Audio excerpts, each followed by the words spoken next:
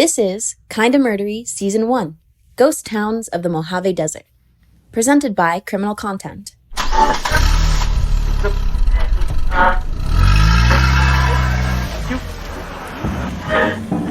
You're rocketing down the 15 freeway between Vegas and LA. It's a scorched wasteland of Airstream meth labs and unrelenting heat. This is no place you'd want to stop. But the car's on fumes, so you take the exit and you pull up to the gas station. It's abandoned, a concrete canvas that some local Michelangelos turned into the Sistine Chapel of spray paint penis. A grave marker for every crazy story lost in the desert sands. These are the ghost towns of the Mojave Desert. And this is Kinda Murdery.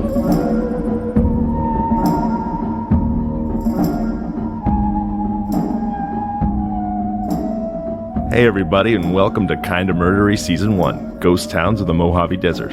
I'm your host, Zevon Odelberg. Thanks for deciding to be here.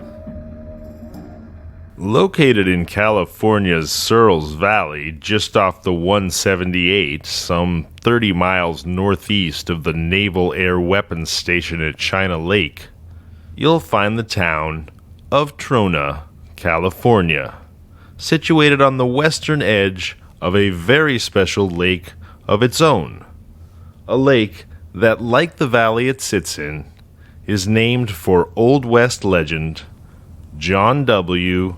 Redshirt Searles. Searles Lake first attracted borax prospectors in the 1860s, and then became the setting of a 7-year-long, full-on murdery Mojave Desert Range War from 1910 to 1917.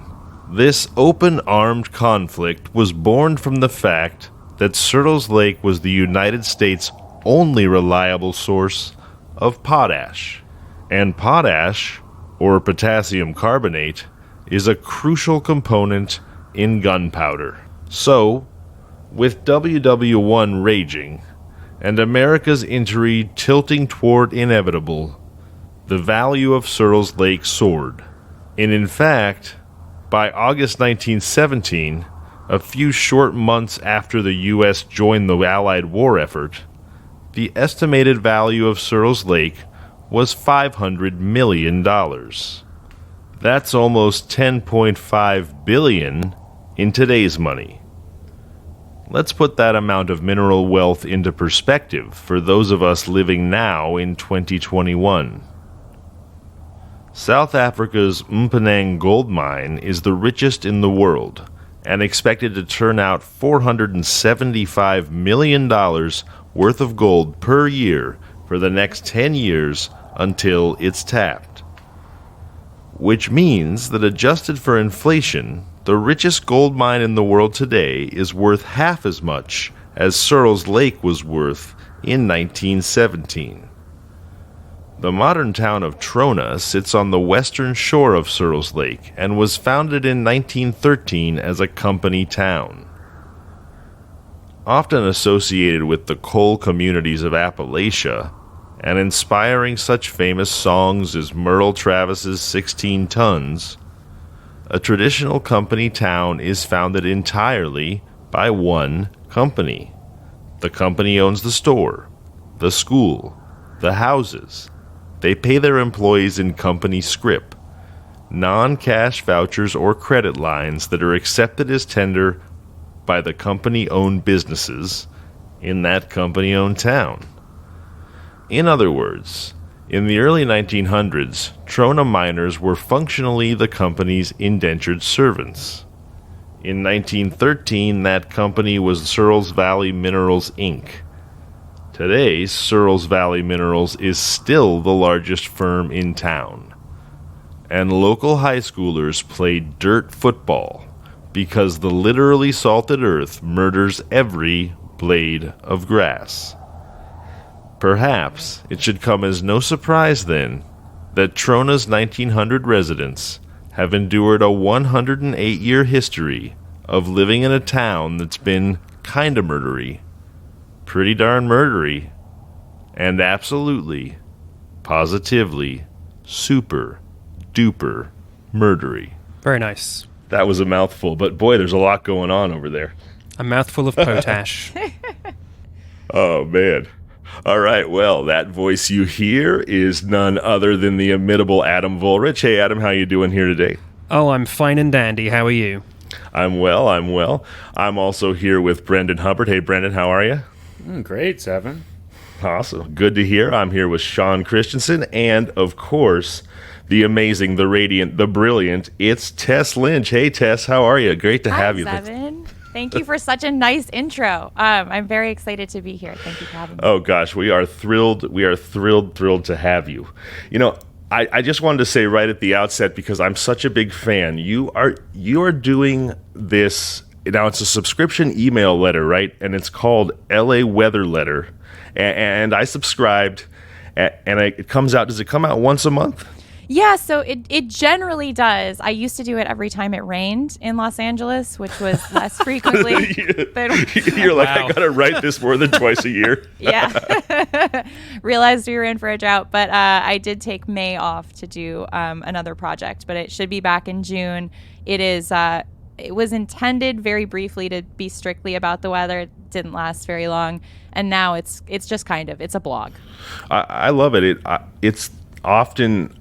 It reads as these poignant observations on your own life that seem to resonate with larger themes of our common experience. I mean, especially now as we've trudged through the pandemic and are hopefully seeing the light at the end of the tunnel.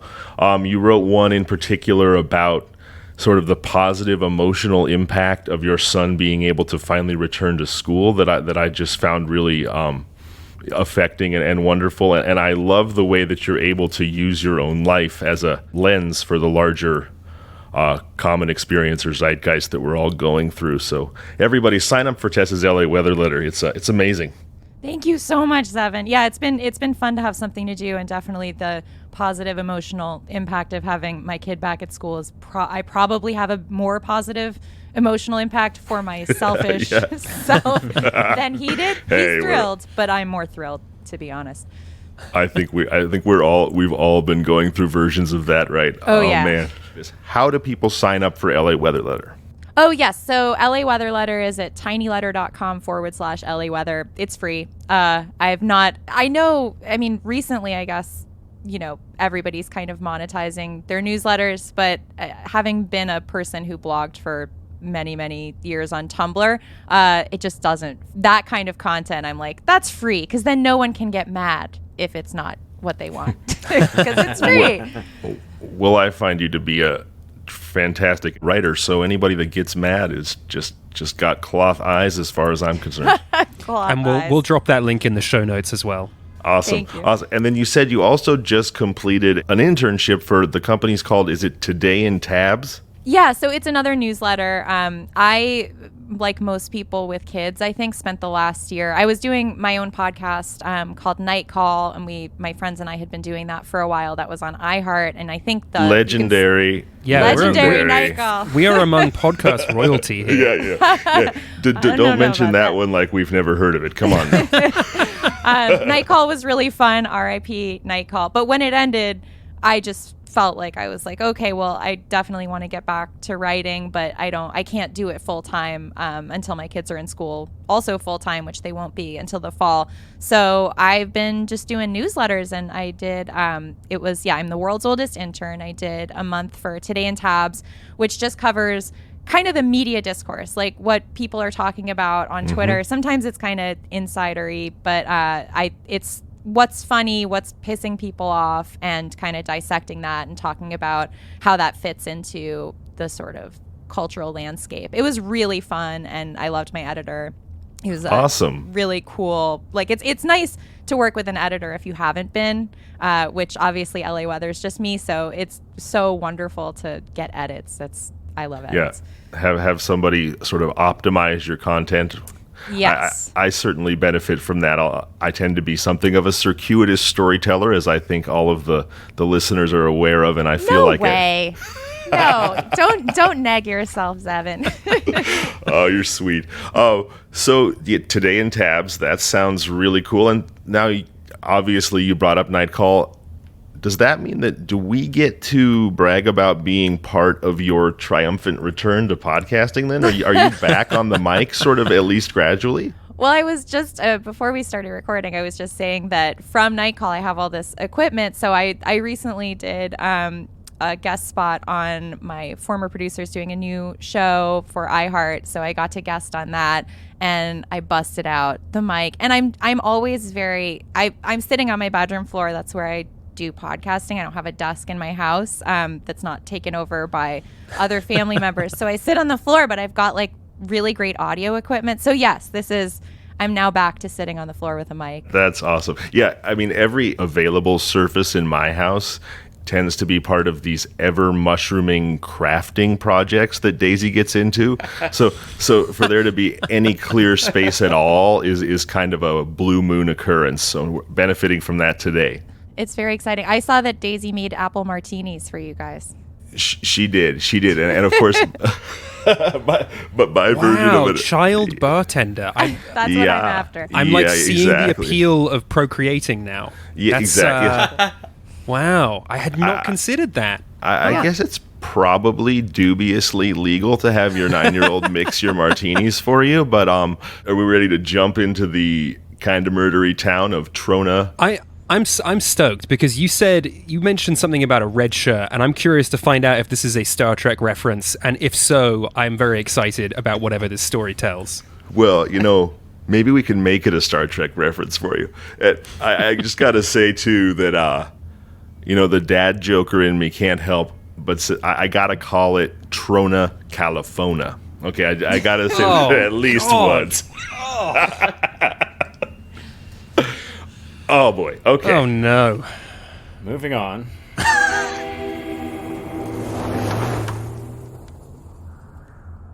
Now, today we're going to try something we've never actually done before on Kinda Murdery, and before you guys have the vapors over me just going rogue here, what we're going to do is we're going to tell 3 stories that are directly interconnected. That doesn't mean that they happen one after the other chronologically, but it does mean that one wouldn't have happened without the other. And they are all bound together by one murdery mineral lake and its gunpowder ingredients. So, first up, it's another unstoppable steamroller of an Old West tall-tale hero. We've had a lot of those lately. The story's called Flannel Fists of Fury, a song of potash and borax, the story of red shirt seals.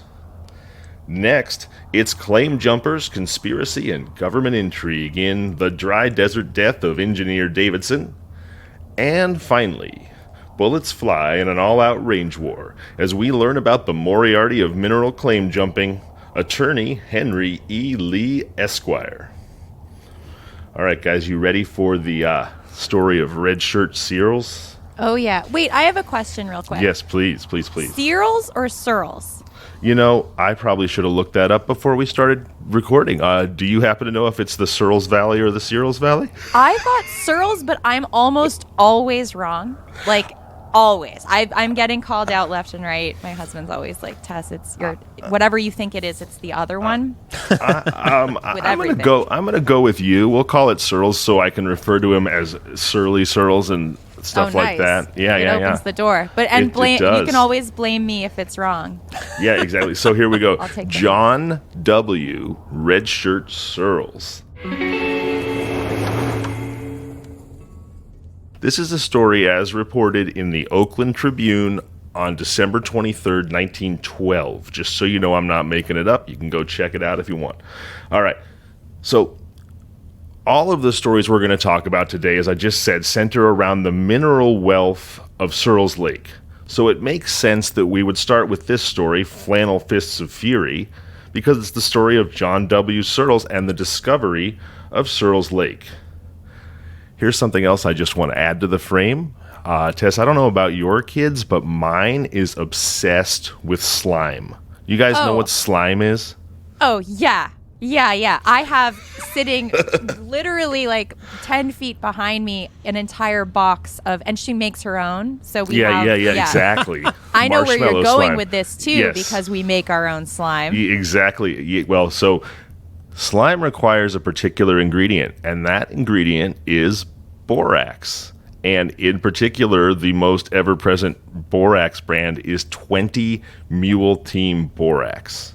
Borax is a natural mineral, and Mr. Searles and Searles Lake are the origin of 20 Mule Team Borax. So if your child is running around the house making giant messes everywhere, and I mean, I'm convinced that this marshmallow slime is just a giant substrate for just constant germ growth. Like, it actually kind of drives me crazy. If anybody's not familiar with this, it's like the flubber they used to sell when anyone my age was a kid. And Gak. Wasn't it called Gak also? Yeah, the Nickelodeon branded? Yeah, I'm from the Slime Time Live generation, so I'm very familiar with slime and getting slimed. Getting slimed. Well, we wouldn't have slime without borax, and we wouldn't have borax without John W. Redshirt Searles. So here we go. John W. was born in Tribes Hill, Montgomery County, New York in 1928. So at the age of 21, he gets the adventure bug. What does he do?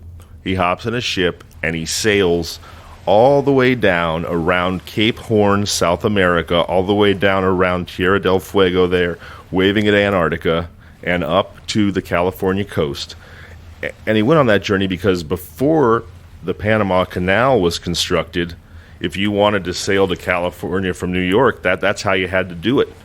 And this is kind of exciting for me because the harbor for the Trinity gold fields, which were the richest gold fields in 1849, was Trinidad, California, which happens to be in Humboldt County, which is where I'm from.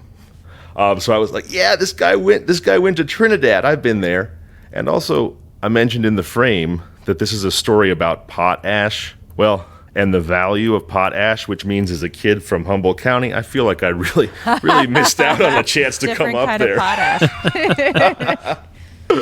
You know, it's funny. It is and it isn't, because before they discovered potash as a natural mineral, it was in the early days of black powder. It was still a required gunpowder ingredient, and the way you would make it would be by burning wood and then soaking that wood in a pot of water.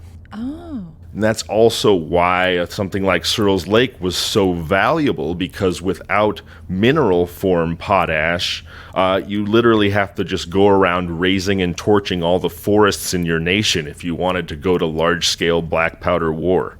Sounds very good for the environment. Right. Yeah. Is potash the same as soda ash?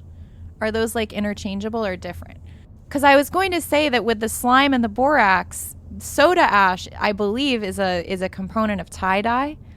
So, Sounds right. This episode is also all just about children's crafts. Yes. Being kinda murdery. Children's crafts and hippie toys, yeah. Yes, yeah. According to cavemanchemistry.com, they are, on a molecular level, very similar. Man, so look, we're cracking it. These kids are basically playing with like gunpowder and That's destroying whole cities in They're California. just playing with industrial minerals. Yes. Yeah, I love it because this is just adding to my arsenal of mean dad artillery to have reasons to stop my daughter from defiling the house with endless slime projects. So here we go. It's dangerous, honey. You might blow something up. I'm going to store that away for later. So anyway, he goes and becomes a gold miner in the Trinity gold fields, and he also becomes a crack shot, a sharpshooter, if you will. We had a sharpshooter in another recent episode. In fact, he's such a good shot that when his gold claims are not panning out, he'll go down into the mining camps, and it was common practice at the time to have target shooting contests in the mining camps where the trophy would be a bag of gold dust or a nugget or something.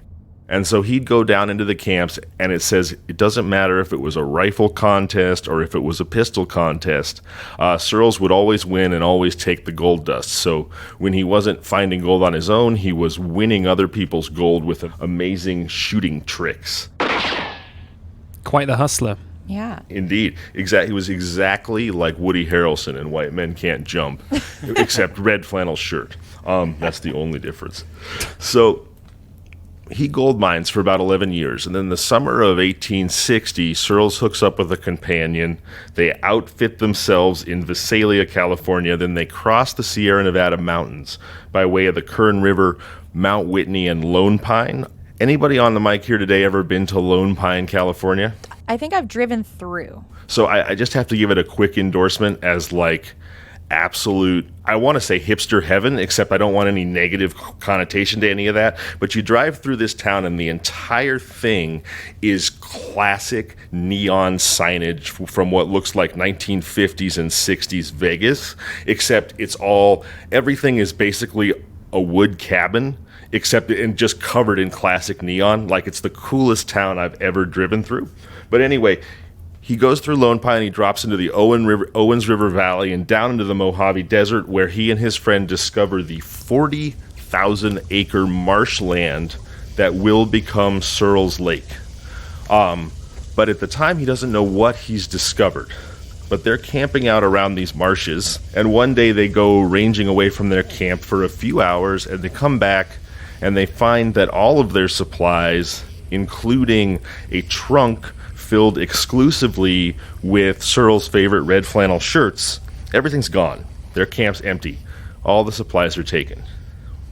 Well, Searles surmises that they must have been stolen by the local indigenous people. So he decides he's going to track down some Native Americans, which he does. And he finds them, he finds their rancheria, and he's up on a little ridge top looking down at the camp, and he sees all of his supplies, and he sees a couple of men sort of lovingly rubbing his favorite red shirts. At which point, now, take it with a grain of salt if you want. 1912 newspaper, we might have a little bit of yellow journalism going on here, but I'm going to take it as gospel. Searles becomes so immediately compelled to retrieve his favorite shirts. I mean, sure, you're out in the desert, you have some comfy clothes, you don't want to lose them, that he forgets to shoot at anybody or do anything threatening, except that he barrels down into the camp, Flannel Fists of Fury flying to just take back his stuff. Now, the Native Americans are startled by him, and they fire off a few shots, but because he's They're startled? Yeah. They're startled by the flannel-shirted guy running down a cliff face? Yeah. You basically have a bright red Sonic the Hedgehog with a giant white beard swinging his Santa Claus ham fists and coming at you. It's like a cryptid. Yeah. Flannel man. So The Lone Pine Flannel Man strikes again. So they fire off a few quick rifle shots, and they all miss him. At which point they decide, this crazy white man must live a charmed life. He can't be killed by bullets. And they get frightened and flee. And that's how Red Shirt Searles recovers his beloved red shirts.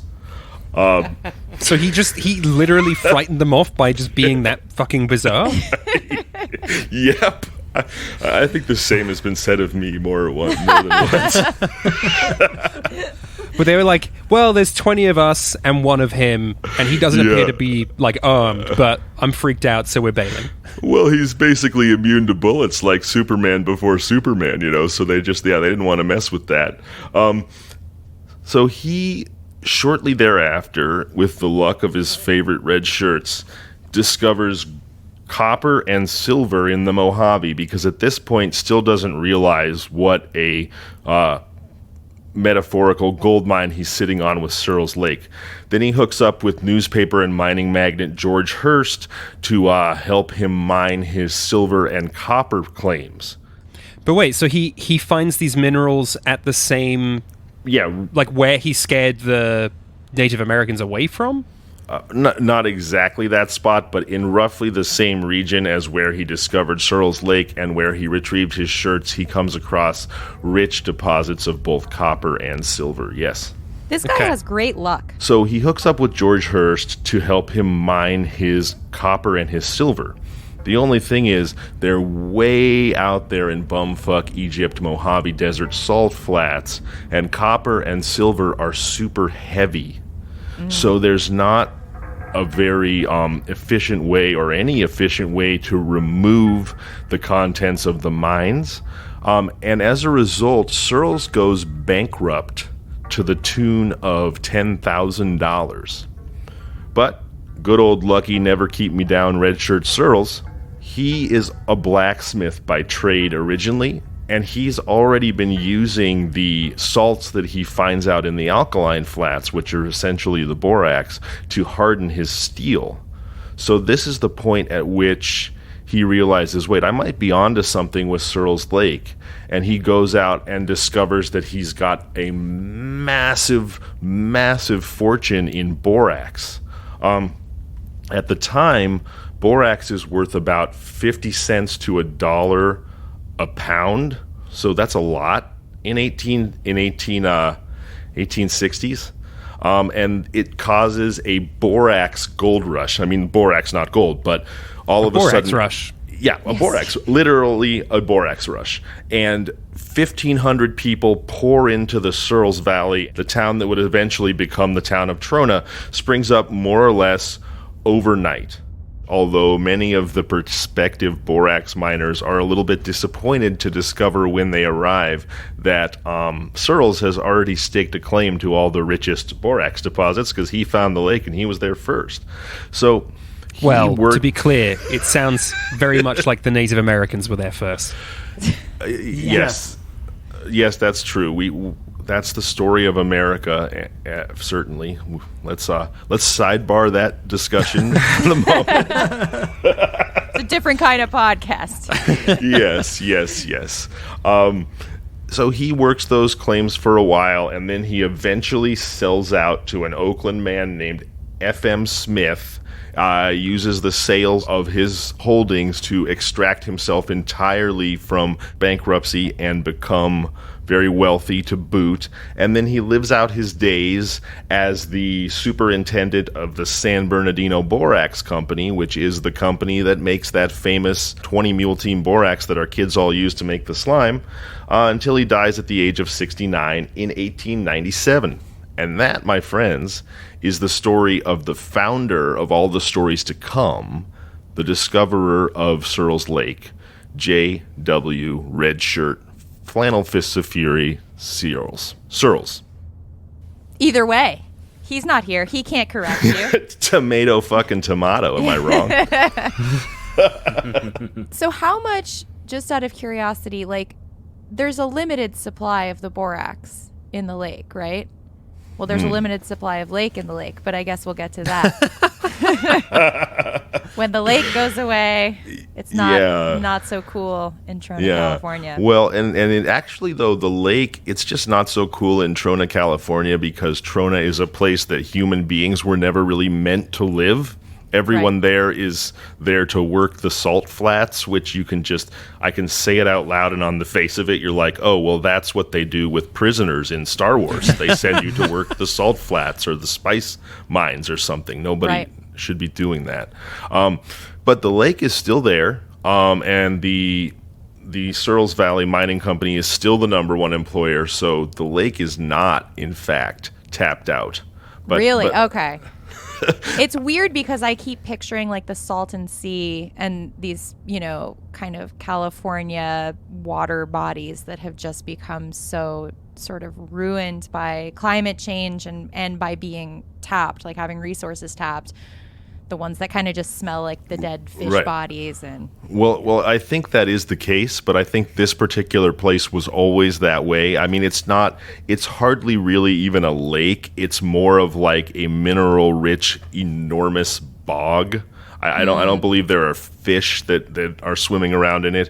And kind of interestingly, I think what really got tapped out was the human desire to be an alkaline miner. Because, notably, the town is just slightly larger today than it was when it sprang up overnight like a salted mushroom in 1861. I remember it was in the LA Times. I think 2 years ago, there were a series of earthquakes there that I think the first one was they were sizable, like 6 point something earthquakes. So the LA Times visited and did a kind of overview of what it's like to live there and how insular it is and how it is really like a one industry tiny little town. They kind of keep to themselves, I think, too. But they came together after the earthquakes, as one does. Earthquakes being the great equalizer, where you're finally like, oh, I'll talk to my neighbors. I guess. What is the population again? Today it's around approximately 1,900 people. So it's not the smallest town we've ever done, but it's a pretty bare knuckle place to live. I mentioned at the front, that the kids in the high school play dirt football because the ground kills every prospective blade of grass. So you can't grow grass in Trona. So if you're going to play football, it's salted earth football. Wow. Yeah. Sounds like Rango. The whole thing is very Rango evocative to me. Yeah, it does. It does. Makes you so thirsty. Oh, it is. Or that river. that dry riverbed in Chinatown, where he's like trying to like figure out what's going on. Yeah. There's the kid with the horse or something, and it just feels like there's no vegetation anywhere. Forget about it, Jack. It's Trona, California. Yeah. That was a terrible impression. I don't even know who the guy is that's actually talking in that movie, if I'm honest. Well, it's also very telling that I was like, oh, just like in Rango, and then Sean's like, or Chinatown, which And then is Zevon the did original the worst Rango. Jack Nicholson impression ever. Well, but it's not Jack who says that. It's another No, it's guy not. who It's says the other it guy. to Yeah, Jack. that's true. That's So true. I did You got me there. Apparently, I did the worst other guy impression ever, Yes. which is kind of a lazy insult, if I'm honest, Sean. It's true. It's true. I have nothing there. So we have All no right. vegetation. We've got no grass. There's nothing. But Nothing. Right, we little have a Little water. mineral Water with no a- fish. Yeah, a mineral-rich bog, which is Yeah. how I describe myself. Well, and yeah, I mean, it's fun. There's no vegetation because, it's already all been smoked since this is the United States' richest supply of pot ash. Right, guys? Anybody? Woof. No weed jokes for me? Come on, folks. Step up. I was going to do that earlier because I didn't know what potash was. But then you said soda ash, and I was like, was that like the next morning when your buddy like puts a cigarette out in your beer? And Yes, drink it? that's their soda ash. Yes, exactly right. Exactly. And then you what tie-dye is. with it, and All that's what right. it's for. Next up, we have the death of mining engineer and claim jumper Charles Davidson in the dry desert death of engineer Davidson. And this story comes from the Oakland Tribune, July 18th, 1910. And it outlines events that occurred in the latter half of June of the same year. A couple things interesting about this story. It's presented in extremely dry, sort of mumbo-jumbo legalese, almost like you're reading a law brief. And really, if I can just frame it for you guys, what this is it's a giant nothing to see here. It's a giant misdirection that begins to take shape almost like the plot of a Robert Ludlum spy novel. It's the first blush of a massive amount of international intrigue. So I should probably say at the outset that one of the things you had to do back in the day to secure your rights to a mining claim was you actually had to work it. You had to demonstrate that you had expended at least $100 in supplies, labor, or what have you, or made $100 worth of improvements on the land in a year, in a calendar year, in order to maintain your claim, because people were allowed to just go out, and they still are actually, and claim mineral rights on a piece of government land. But if you didn't demonstrate that you worked it to the tune of $100 a year, the rights for that land would revert to the government. Right, Now, so use it or lose it. Exactly right. Use it or lose it. In 1992, Congress passed a law that said you could just pay a $100 a year fee. You didn't actually have to work the claim. Interestingly, $100 then was about $3,000 now. So functionally, it was a lot more expensive to keep a claim at the turn of the century than it is to keep a claim today. Why am I mentioning all this? Because this is a story about claim jumping. And the reason claim jumping was even possible was if you could go manage to squat on somebody else's claim and say it was yours and not get driven off at gunpoint or what have you, and then demonstrate that you'd done that $100 worth of work, you could actually cloud the title to the land and take it away from someone. So I always used to wonder, how do you jump somebody's claim legally? Well, that's how you did it. So that's so interesting. I never knew that. Yeah, me neither. I learned it on Kinda Murdery. Nice. It's an educational podcast. Yeah. That's so interesting, too, that they dropped the requirement that you would have to actually put in the work. That seems kind of like a noble law. I like that. They're like, you have to really work the land if you want to keep it. Yeah, totally. It makes you sort of grab up land for honest reasons, if you will. Like, I'm actually going to be a miner and not just a greed monger, right? Yeah. It would not never just a work. landlord of salt. Never work today. No, exactly. Never would fly today. So but wait, though, because you're also saying, though, that you could, like, legally usurp someone's claim, though. So it does kind of sound like if you were already, like, a wealthy person, you could kind of swoop in while someone was in the bathroom and put in $100 worth of work and steal a bunch of plots all at once, even. Well, it's funny you should say that, and that's exactly right. And that's also exactly why men like George Hearst had private armies of vicious gunmen to just go drive people off of their claims and start working them and take them away. So shirtless men in red shirts just running into towns. Invisible red shirts now. Yeah, shirtless men with Winchester repeaters. Just all right. So this is, interestingly, Adam, though, this story is a bit of the reverse of what you just described, which could happen too, meaning that you could be the little guy, and if you manage to kind of stay under a rock on somebody's claim and work when they weren't looking, you might be able to take a claim away from a big guy too, if you had the fortitude to do it. And that's like a squatter, basically. Mm-hmm. It is. It's like those people that'll never leave your house in the Hollywood Hills. And you can't evict them, and you can't do anything, and they live there. They're on the sublease. Exactly. Searles Lake is so big that there are actually multiple corporations that have sizable claims on the lake. One of those is a company called the Trona Mining Company. The Trona Mining Company, despite having, something like a claim to like 28,000 of the 40,000 acres, has somehow managed to go bankrupt. And in the process, they have mortgaged their company to a British mining company called Foreign Mines Development. So functionally, a British corporation called Foreign Mines Development now owns the Trona Mining Company. And in this bankruptcy agreement, the right to purchase the Searles Lake land is granted to Standard Oil Baron, a San Francisco man named Colonel E.H. Merrill. Okay, so why is this all relevant? Because in late June of 1910, Merrill gets a phone call that says, hey, so just saw these guys leaving Berkeley in a car. There's 8 of them. One of them is this mining engineer named Charles Davidson, and I have it on good authority that they're headed out to the Trona Mining Company land in the Searles Valley to jump the claim, start working it, and try to steal all this land from the company. So Merrill claims, well, he immediately hops on the phone, warns the receiver, who at the time doesn't have, armed help or any real supplies to stop someone from doing this, etc. So these claim jumpers arrive in the Searles Valley. Something goes horribly wrong. It's not clear what.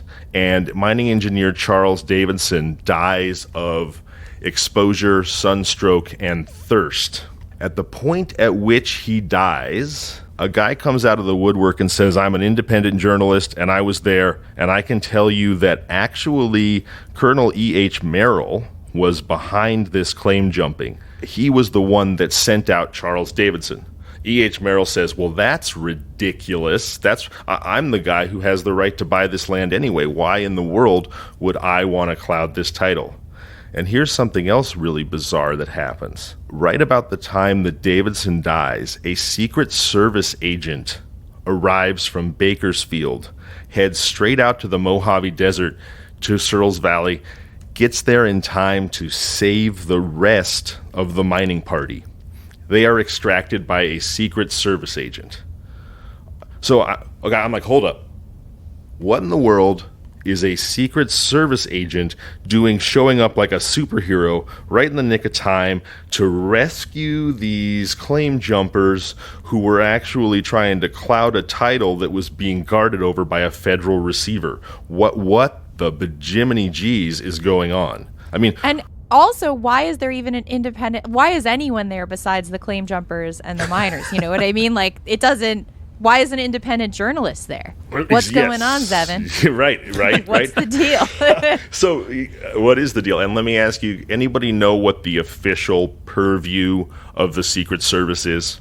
It's protecting the president, right? That's one branch of their duties. What's the second one? Anybody know? If not, I'll just jump in here. Well, is it government officials or? It's counterfeit money. They are in charge. Really? They are in charge of maintaining the integrity of America's money supply. It says a lot about what the real idols in our nation are, that we have the same people protect the president and greenbacks. E pluribus unum, baby. So what in the world is a Secret Service agent doing there? What's an independent journalist doing there? Great questions. Well, as I mentioned, it's known by this time, as it was not when Searles first discovered the lake 50 years earlier, that the real value of Searles Lake is not in the borax, but in the potash. And that's because potash is, as we said, a necessary ingredient to gunpowder. Well, World War I hasn't started yet, but tensions are running hot in Europe, and we're really only about 6 months outside of World War I. Plus, at this point, we've had enough armed conflicts with modern weaponry to realize that this is an incredible strategic asset for the United States of America. If we ever need basically an endless supply of gunpowder, which of course we will, we now have it. And at the time, Germany has literally cornered in a monopolistic nature the worldwide potash market. Germany is the only producer of potash outside of Searles Lake. Really? Wow. Yes. And did they know? I mean, was this something that they knew, but there just wasn't the demand for that much gunpowder when they started kind of cornering the lake and setting up things around that? Or was it sort of a discovery that came later? Well, exactly right. So when the lake was first discovered, it was already a massively valuable asset just for the borax. So they didn't immediately discover the potash until some years later. Now, I hate to sound like too much of a conspiracy theorist, but do we think that it's a coincidence? Right. Really? Do we really think that it's a coincidence that Germany, who has a monopolistic corner on the potash market, is also going to shortly become the aggressor in the First World War? Boy, Right. seems like you might sell a lot of gunpowder that way, huh? Oh, dip. Interesting. You're setting up something here that I'm wondering if it's gonna pay off. Ooh. I'm gonna lie to you, because you've got a British. Yeah, I don't know. I'm gonna let you go. I'm gonna let you go with it. Sean is just here to wag his finger and pull his ears I'm at just me. curious now, because now literal finger wag. you've set up something. Yeah. Talk about wag the dog. This is blow the dog's fucking asshole off. That's what this is. So, a corporation, as we should all know, really can be set up anywhere. In fact, all the corporations in America are set up in Delaware pretty much because of advantageous tax law, regardless of where the company's actually from. So I can't prove it, but if you're going to ask me, I believe that this British mining firm is probably a shell company run by the Germans. Because here's the thing. The United States really doesn't want the Trona Mining Company to have this land. And I'm going to flesh that out in our next story. But I think we can already see that in the fact that this Secret Service agent shows up out of nowhere just in the nick of time to rescue the people that should be the criminals. Mm-hmm. I'm starting to think of sort of like a domestic sort of CIA operation happening here. And interestingly, this independent journalist, however he got there, comes out of the woodwork, and as I mentioned, he accuses Colonel Merrill of Standard Oil. We all know about Standard Oil and its influence in America as well, of being behind these claim jumpers. But this Trona Corporation land, although it's true that Colonel Merrill has the right to buy it, it's still hugely expensive. But if he were to be able to claim jump it and control the men who did that, he might just about get it for free. Am I being too much of a conspiracy theorist again? Well, let me ask you this. Here's what happens when engineer Charles Davidson dies. As soon as he dies, Merrill swoops in and he says, well, I had nothing to do with this, of course, but honestly, guys, we should be thinking about his widow and his children, and there should be no criminal charges against any of these men who were just rescued by a Secret Service agent. What? In addition... That is weird. Yeah, in addition, my cousin happens to own the New York insurance company that held the life insurance policy on Davidson. I'll what the reach fuck, out, dude? Yeah. Davidson, who I had nothing to do with. I will reach. Yeah. Well, the Secret Service wouldn't have pressed charges against you anyway. Right. So I will reach out to my cousin out of deference to the grief of the widow and her children, and I will see to it that the insurance company pays the full amount on his life insurance policy, even though they don't have to because he died in the commission of a crime. Holy shit. Mm-hmm. Wait.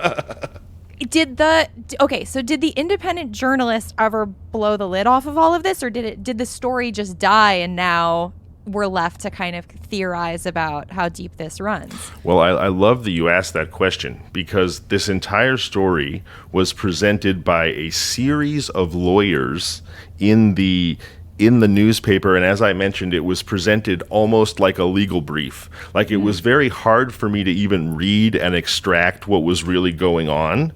And that's part of how I realized it was this giant nothing to see here when there was obviously something to see there. And basically what the lawyers say is that this independent journalist showed up out of nowhere, said, here's my story. Any newspaper that wants to can buy it, or you guys, Colonel Merrill, you can pay me to suppress it. And the story being that Colonel Merrill was behind the claim jumping. And so the lawyers just say, this journalist was a total quack. Again, there's nothing to it. But I think there's pretty obviously something to it, especially if for no other reason than the fact that, an insurance company very, very easily agreed to pay out when they legally did not have to. That's the only time in the history of the world that has ever happened. Yeah. Wow, that's so fascinating.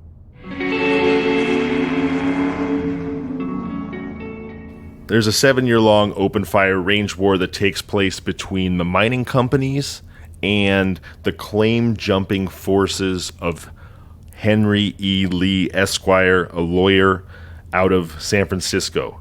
This was like Mad Max Return to Thunderdome, but with a bunch of cowboys with Remington repeaters terracing around in convertible Model Ts, just shooting bullets at each other. And more than that, it's the story of Henry E. Lee, who was the, let's call him the Bugs Bunny / Wile E. Coyote of claim jumping, who may have been an American spy master to boot. So Lee goes into court and he files a counterclaim against the Trona Mining Company that we heard about in Engineer Davidson on 20,000 acres of Searles Lake. So he says this land that Trona claims to own is actually owned by me, and he has total mining claims of 28,000 acres.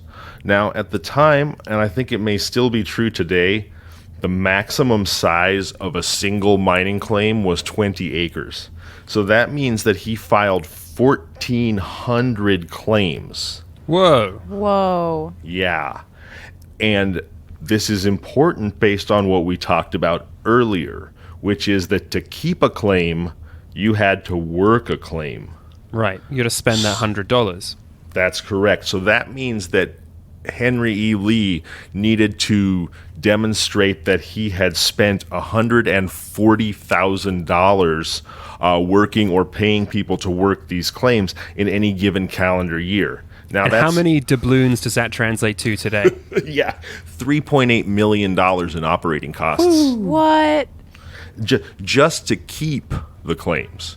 Wow. And he basically loses all of his court cases, or nearly all of them, and that the cost of that, combined with the cost of funding these hard case cowboys to drive out there and try to jump claims at gunpoint all the time, means that he's pretty much broke. And the result of that is that he has a lot of creditors. So not only does he have the Trona Mining Company coming after him, he has other individual creditors coming after him. And those people assign their claims to the Trona Mining Company, which gives the Trona Mining Company additional sort of negative leverage over Lee. And what they do is they hire essentially private investigators to follow Henry E. Lee around absolutely everywhere he goes. He goes to a restaurant, there's someone on his heels. He goes to the bathroom, someone's taking a dump in the stall next to him. I mean, he literally cannot be alone at any time. Wait, were these hired by Trona or by the creditors, or both? They're both working Trona. together now. Right. Ah. Essentially, the Trona Mining Company, who was fighting off Henry E. Lee and his claim jumpers, bought out his creditors. The reason I called him the Bugs Bunny or Wile E. Coyote of claim jumpers was because he had a history of attempting to use outlandish disguises and methods to escape his tails. His first attempt to claim jump the Tronas comes in 1910. And interestingly, what it turns out to be, and I think it's interesting in the whole milieu of everything we talked about, because you'll remember at the top of this story, I said he might just be an American spy master on top of the rest of it. It turns out that Lee is the man behind Engineer Davidson. Whoa. Not Merrill. Now, whether Merrill was working with Lee, we don't know. But his first attempt to claim jump comes in 1910 when he's the mind behind the Davidson party.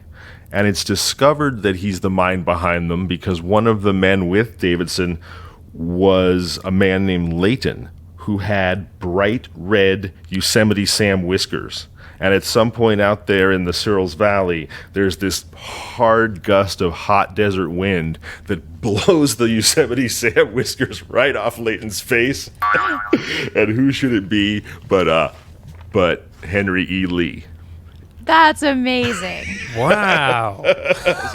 That's why I thought of Bugs Bunny immediately, how he would dress up as the woman. That is the a fucking jock. Looney Tune. Yeah. That takes chutzpah. I admire things like that. I don't care how evil you are. I like you if you do that. Yeah, theatrical villainy is always good. It's the best. Why be a boring villain? Yes. So when Davidson dies in June of 1910, that temporarily stops Lee's attempts to claim jump the Trona Mining Company. In October, he tries again. This time, the laborers and the tools, including Wyatt fucking Earp, Stop it. No. are hidden under the rear seats of the cars. So if you've ever seen these like Toad's Wild Ride old-fashioned roadster type of cars, they have those bucket seats, right, that flip up. So according to the story, there's like a caravan of these cars, and hidden beneath them are both the men, the tools, and the weapons to support Lee's next attempt at claim jumping. So then that's the next one. He sends Wyatt Earp out there and, to gunfight with the federal receivers, because at this point there are, in fact, armed receivers that are basically federal marshals who are out on this land at the insistence of the Trona Mining Company, which is still really this British mineral company. But there's starting to be loggerheads of intent because the U.S. government at this point knows about the potash and really does not want a foreign company to own this land, even though they have been ordered to protect it on behalf of the foreign company by the federal courts, which is where this whole idea of is there a larger power behind Lee funding all of these claim jumping expeditions. And to me, the inclusion of a sort of famous white hat, if you will, in Wyatt Earp seems to support the idea that there's more to this claim jumping than just one San Francisco lawyer who's bankrupt and dresses up like Yosemite Sam. Yeah. His next attempt to jump the claims is in 1911, when he brings an entire truckloads of Mexican day laborers and just drops them off in the desert to like basically mill around on the claim. Wow. I know that's sort of not the best. Doesn't show him to be the greatest guy there. No, it's not a charming move. No, it's at not. all. It's not. It's not. So that doesn't work. When the next time he tries, he's betrayed by his own chauffeur, and that by now it's 1912. This year we come back to a lot, and this time he escapes his tail by disguising himself as a woman, exiting through the window on the third floor of a building and going down the fire escape. This is in Los Angeles. And then he gets back out there.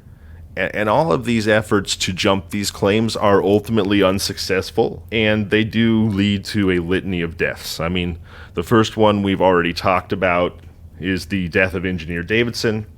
Then one of Lee's employees got in an auto accident as part of these efforts, was unable to pay his auto bills incurred during the accident and subsequent gunfight, and he is murdered by creditors in Los Angeles. Another man who's waiting for deferred wages because Lee can't afford to pay him because Lee's gone bankrupt at this point, basically wanders off into the Mojave Desert and just dies.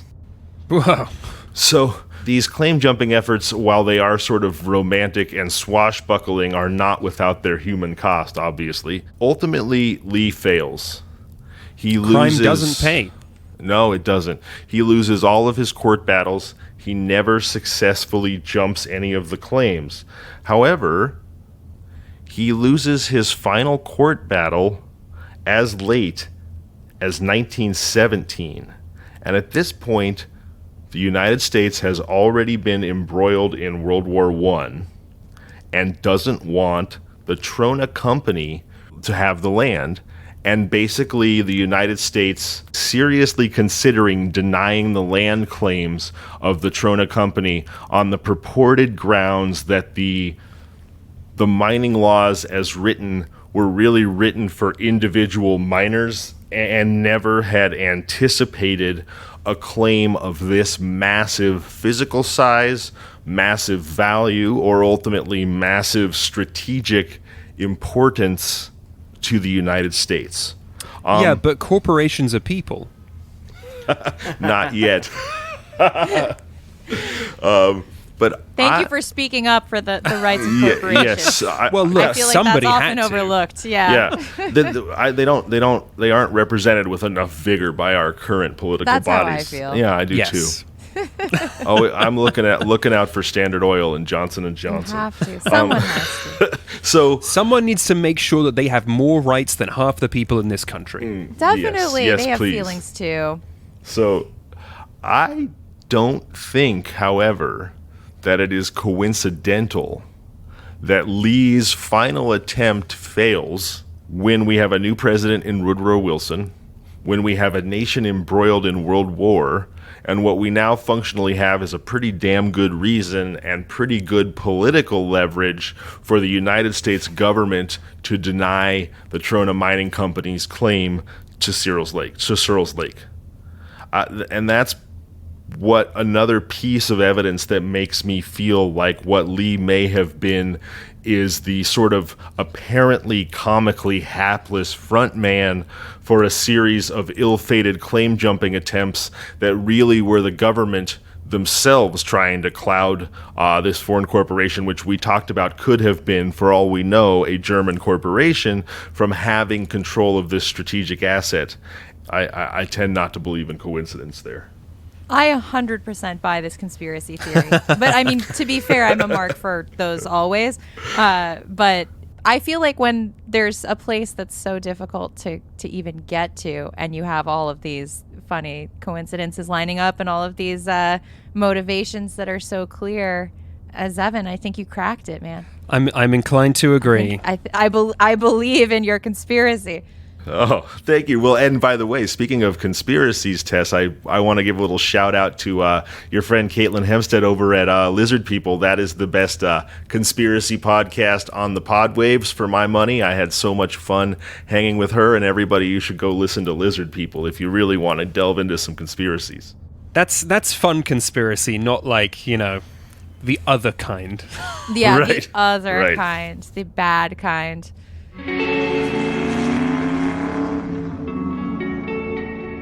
Let's get on to our 5-star review of the week. This one's from JZilla506, entitled Hillbilly to This. After his interview on HHS, I've been listening to this podcast. It's really top-notch material, great storytelling. I can just lay back, close my eyes, and follow along. Their ability to tell stories is beyond amazing. Thank you so much, JZilla506. Everybody, please leave reviews. We love it, and maybe we'll read yours on the air. Do it. Leave a review, and we will shout you out. Well, Tess, it's been so much fun having you here today. Thank you so much for joining us. I've just had an absolute blast. Really appreciate it. This was great. Thank you so much, Zevon, for having me. This was fun. I don't think I will ever go to Trona, California, ever. This is kind of like an anti-tourist pod in a way. Yeah, we are Just not like exactly a places to travel avoid. show. No. Oh, boy. Which is great. We're still in a pandemic. I think it's a public service to keep people at home where they belong. See, I don't know. To me, stories like ours make me want to go to places like this. But maybe that's why I'm the host of this show. Like, I find this kind of wild, crazy, dark shit kind of appealing in terms of a trip somewhere. But Well, Lone Pine actually kind of sold me on. It's Lone Pine, right? yes, With the that's right. neon? Lone Pine. Yeah. Yes. No, I you- think so. you I love would it. drive through Trona. Driving through Trona sounds nice, but the idea of like the soil cracking with salt and the ghosts, and I'm just like, no, Yeah, I'm good. No thanks. I'm good. Yeah. Thank you again for having me. Yeah, Thank thanks so you much for for being on the show, It's been a Tess. total blast. Of course. Well, for Adam Volrich, Brendan Hubbard, Sean Christensen, and the tremendously talented Tess Lynch, I'm Zevon Odelberg, and this has been Kinda Murdery. This is Kinda Murdery, Ghost Towns of the Mojave Desert, presented by Criminal Content. You can find us online at kindamurdery.com and on all social media at Kinda Murdery. Email us at contact@kindamurdery.com. Listen to us on all your favorite podcasting apps: Apple Podcasts, Spotify, Overcast, Google, and more. Don't forget to rate, review, subscribe, and tell your friends about the show.